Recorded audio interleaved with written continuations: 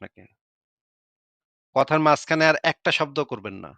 যেটা আমি বলছিলাম যে সায়েন্টিফিক মানে হচ্ছে যেটার ভিতরে সেই যে প্রাকৃতিক যে ঘটনাটা, সেই ঘটনাটার ব্যাখ্যাটা থাকবে এবং সেই ব্যাখ্যাটার হইতে হবে রিয়েলিটির সাথে সঙ্গতিপূর্ণ, আমাদের জ্ঞানের সাথে সম্পর্কিত, জ্ঞানের সাথে সঙ্গতিপূর্ণ। যেটাকে আমরা ভেরিফাই করে দেখতে পারি, যেটাকে আমরা টেস্ট করে দেখতে পারি যে হ্যাঁ, জিনিসটা এইরকমই।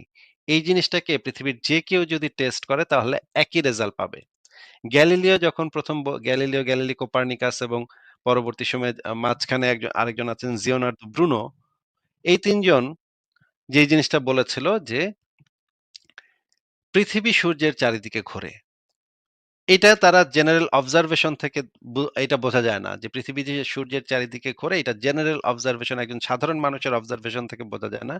এইটা অবজারভেশন করতে হইলে একটু ডিপ অবজারভেশনের দরকার হয় এবং কিছু ম্যাথমেটিক্যাল জ্ঞানের দরকার হয়, কিছু যুক্তি প্রমাণের চর্চার দরকার হয়।